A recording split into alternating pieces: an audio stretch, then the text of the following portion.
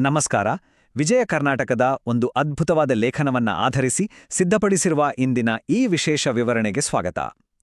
ಇವತ್ತು ನಾವು ನಮ್ಮ ಈ ಬ್ಯುಸಿ ಲೈಫ್ ಸ್ಟೈಲಿಗೆ ಹೇಳಿ ಮಾಡಿಸಿದಂತಹ ತುಂಬಾನೇ ಸಿಂಪಲ್ ಆಗಿರುವ ಸರಳೀಕೃತ ವರಮಹಾಲಕ್ಷ್ಮಿ ಪೂಜಾ ವಿಧಾನದ ಬಗ್ಗೆ ತಿಳ್ಕೊಳ್ಳೋಣ. ಬನ್ನಿ ಶುರು ಮಾಡೋಣ.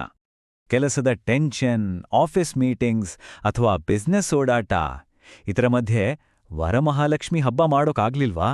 ಅಯ್ಯೋ, ಹಬ್ಬ ಮಿಸ್ಸಾಯ್ತಲ್ಲ ಅಂತ ಬೇಜಾರಾಗ್ತಿದ್ಯಾ? ನೋಡಿ, ಇದು ಇವತ್ತಿನ ದಿನಗಳಲ್ಲಿ ನಾವೆಲ್ಲರೂ ಎದುರಿಸುವ ಸಾಮಾನ್ಯ ಸಮಸ್ಯೆ. ಅದೇ ಈ ಲೇಖನ ನಮಗೊಂದು ರಿಲ್ಯಾಕ್ಸಿಂಗ್ ಪರಿಹಾರ ಕೊಡುತ್ತೆ. ವಿಭಾಗ 1: ಹಬ್ಬವನ್ನು ಆಚರಿಸಲು ಸಾಧ್ಯವಾಗಲಿಲ್ಲವೇ? ನಮ್ಗೆಲ್ಲ ಗೊತ್ತಿರೋ ಹಾಗೆ ಶ್ರಾವಣ ಮಾಸದ 2ನೇ ಶುಕ್ರವಾರ ನಾವು ವರಮಹಾಲಕ್ಷ್ಮಿ ವ್ರತ ಮಾಡ್ತೀವಿ. ಆದ್ರೆ ಅಕಸ್ಮಾತ್ ಅಂದು ಪೂಜೆ ಮಾಡೋಕೆ ಆಗ್ಲಿಲ್ಲ ಅಂದ್ರೆ ಟೆನ್ಷನ್ ಬೇಡ. ಮುಂಬರುವ ಯಾವುದೇ ಮಂಗಳವಾರ ಅಥವಾ ಶುಕ್ರವಾರದಂದು ಈ ಪೂಜೆ ಮಾಡಿ ದೇವಿಯ ಆಶೀರ್ವಾದ ಪಡೀಬೋದು ಅಂತ ಈ ಮೂಲ ಲೇಖನ ಸ್ಪಷ್ಟವಾಗಿ ಹೇಳುತ್ತೆ. ಅಂದ್ರೆ ದೈವಭಕ್ತಿಗೆ ಕ್ಯಾಲೆಂಡರ್ನ ನಿರ್ದಿಷ್ಟ ದಿನಾಂಕಗಳ ಹಂಗಿಲ್ಲ ಅಲ್ವಾ? ವಿಭಾಗ 7: ಪೂಜಾ ಸಿದ್ಧತೆಗಳು. ಸರಿ, ಈಗ ಪೂಜೆಗೆ ಏನೇನ್ ಬೇಕು ಅಂತ ನೋಡೋಣ. ಲಿಸ್ಟ್ ತುಂಬಾ ಸಿಂಪಲ್ ಆಗಿದೆ. 1 ಕಲಶ, ಸ್ವಲ್ಪ ಅಕ್ಕಿ, ಅರಿಶಿಣದ ಕೊಂಬು, ಅಡಿಕೆ, 1 ಬೆಳ್ಳಿ ನಾಣ್ಯ, ತೆಂಗಿನಕಾಯಿ ಮತ್ತೆ ಲಕ್ಷ್ಮೀದೇವಿಯ ಫೋಟೋ ಅಥವಾ ಮುಖವಾಡ. ಇಲ್ಲಿ ಗಮನಿಸಬೇಕಾದ ಮುಖ್ಯವಾದ ವಿಷಯ ಏನಂದ್ರೆ, ದುಬಾರಿ ಬೆಳ್ಳಿಯ ವಿಗ್ರಹಗಳೇ ಬೇಕು ಅನ್ನೋ ರೂಲ್ಸ್ ಖಂಡಿತ ಇಲ್ಲ. ನಮ್ಮನೇಲಿರುವ ಒಂದು ಸರಳವಾದ ಫೋಟೋ ಇದ್ರೂ ಸಾಕು, ಪೂಜೆ ಸಂಪೂರ್ಣ ಆಗುತ್ತೆ. ಇನ್ನೊಂದು ಸಾಮಾನ್ಯ ನಂಬಿಕೆ ಏನಂದ್ರೆ, ಪೂಜೆಗೆ ಅಂತ ಬೆಳ್ಳಿ, ತಾಮ್ರ ಅಥವಾ ಹಿತ್ತಾಳೆಯ ತಟ್ಟೆಗಳೇ ಬೇಕು ಅಂತ.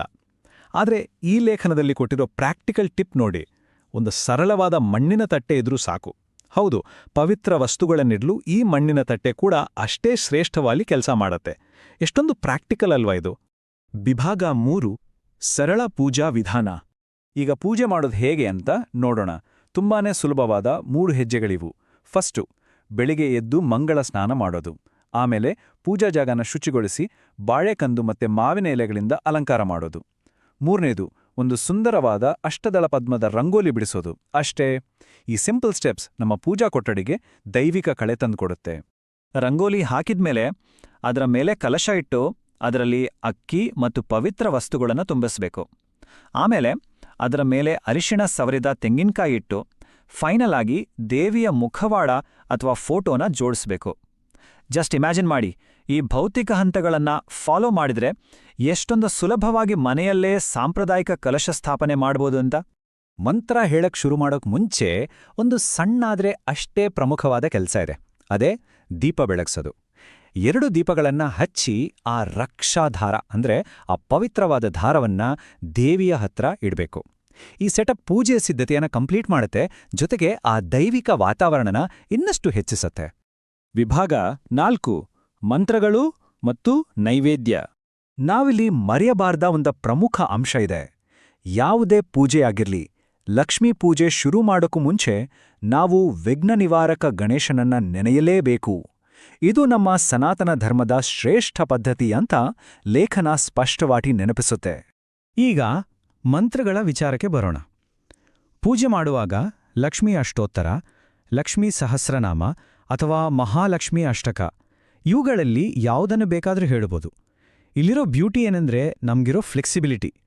ನಮ್ಮ ಕುಟುಂಬದಲ್ಲಿ ರೂಢಿಯಲ್ಲಿರೋ ಅಥವಾ ನಮಗೆ ಸುಲಭ ಅನ್ಸೋ ಮಂತ್ರಗಳನ್ನೇ ಭಕ್ತಿಯಿಂದ ಪಠಿಸ್ಬೋದು. ಅದರಲ್ಲಿಯೂ ನಮಸ್ತೇಸ್ತು ಮಹಾಮಾಯೇ ಶ್ರೀ ಎಂಬ ಮಹಾಲಕ್ಷ್ಮಿ ಅಷ್ಟಕದ ಈ ಸಾಲಿದೆಯಲ್ಲ, ಇದು ನಿಜಕ್ಕೂ ಅತ್ಯಂತ ಪ್ರಭಾವಶಾಲಿ. ಇದಕ್ಕೊಂದು ವಿಶೇಷವಾದ ಆಧ್ಯಾತ್ಮಿಕ ಶಕ್ತಿ ಇದೆ. ಇದನ್ನ ಪಠಿಸುವಾಗ ನಮಗೆ ಗೊತ್ತಿಲ್ಲದಂತೆ ಮನಸ್ಸಿನಲ್ಲಿ ಒಂದು ಅದ್ಭುತವಾದ ಏಕಾಗ್ರತೆ ಮೂಡುತ್ತೆ. ಆದ್ರೆ ಒಂದು ವೇಳೆ ದೊಡ್ಡ ಮಂತ್ರಗಳನ್ನ ಹೇಳೋಕೆ ಟೈಮ್ ಇಲ್ಲ ಅಥವಾ ಸಂಸ್ಕೃತ ಉಚ್ಚಾರಣೆ ಕಷ್ಟ ಆಗುತ್ತೆ ಅನ್ನೋರಿಗೆ ಅದಕ್ಕೂ ಇಲ್ಲೊಂದು ಸೊಲ್ಯೂಷನ್ ಇದೆ. ಲೇಖನದಲ್ಲಿ ಸೂಚಿಸಿರೋ ಈ ಅತ್ಯಂತ ಸುಲಭವಾದ ಮಂತ್ರ ನೋಡಿ.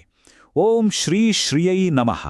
ಈ ಚಿಕ್ಕ ಮಂತ್ರನ 108 ಬಾರಿ ಜಪಿಸಿದರೆ ಸಾಕು, ದೇವಿಯ ಕೃಪೆ ಖಂಡಿತ ಸಿಗುತ್ತೆ. ಇದು ಎಲ್ಲರಿಗೂ ಸುಲಭವಾಗಿ ನಿಲುಕುವ ಭಕ್ತಿಯ ಮಾರ್ಗ. ಮಂತ್ರ ಪಠಣ ಆದ್ಮೇಲೆ ಬರೋದು ನೈವೇದ್ಯ. ನಮ್ಮ ಮನೆ ಸಂಪ್ರದಾಯದ ಪ್ರಕಾರ ಸಿಹಿ ಮತ್ತು ಅಡಿಗೆಯನ್ನ ದೇವಿಗೆ ಅರ್ಪಿಸಬಹುದು. ಇಲ್ಲಿ ನಾವು ಅರ್ಥ ಮಾಡ್ಕೋಬೇಕಾದ ವಿಷಯ ಏನಂದ್ರೆ, ನೈವೇದ್ಯ ತುಂಬಾನೇ ಗ್ರ್ಯಾಂಡ್ ಆಗಿರ್ಬೇಕು ಅಂದನೇನಿಲ್ಲ. ಮನೇಲಿ ಮಾಡಿರೋ ಸಿಂಪಲ್ ಸಿಹಿಯನ್ನ ತುಂಬು ಹೃದಯದಿಂದ ಸಮರ್ಪಿಸಿದ್ರೆ ಸಾಕು. ಭಕ್ತಿಯಿಂದ ಕೊಟ್ಟಿದ್ದನ್ನ ದೇವಿ ಖಂಡಿತ ಸ್ವೀಕರಿಸ್ತಾಳೆ. ಹೀಗೆ ನಾವು ಪೂಜೆಯ ಕೊನೆಯ ಹಂತಕ್ಕೆ ಬಂದು ತಲುಪಿದೀವಿ. ಕೊನೆಯದಾಗಿ ಪೂಜೆಯಲ್ಲಿ ಇಟ್ಟಿದ್ದ ಆ ರಕ್ಷಾಧಾರಣ ಬಲಗೈಗೆ ಕಟ್ಕೊಳ್ಬೇಕು. ನೋಡಿ, ಇದು ಸುಮ್ಮನೆ ಒಂದು ದಾರ ಕಟ್ಕೊಳ್ಳೋ ಪ್ರಕ್ರಿಯೆ ಅಲ್ಲ. ಇದು ಲಕ್ಷ್ಮೀದೇವಿಯ ರಕ್ಷಣೆ, ಆಶೀರ್ವಾದ ಮತ್ತು ಆ ಪಾಸಿಟಿವ್ ಎನರ್ಜಿನ ನಮ್ಮದಾಗಿಸ್ಕೊಳ್ಳೋ ಒಂದು ಅತ್ಯಂತ ಶಕ್ತಿಶಾಲಿ ಕ್ಷಣ. ಕೊನೆಯದಾಗಿ ಒಂದು ಆಳವಾದ ಪ್ರಶ್ನೆಯೊಂದಿಗೆ ಈ ವಿವರಣೆಯನ್ನು ಮುಕ್ತಾಯ ಮಾಡೋಣ. ನಿಜವಾದ ಭಕ್ತಿಗೆ ಒಂದು ಪರ್ಫೆಕ್ಟ್ ಆದ ಟೈಮ್ ಟೇಬಲ್ ಬೇಕೇ, ಅಥವಾ ಪ್ರಾಮಾಣಿಕ ಹೃದಯದಿಂದ ಭಗವಂತನಿಗಾಗಿ ಕೊಡೋ ಒಂದು ಸಣ್ಣ ಸಮಯ ಸಾಕೆ?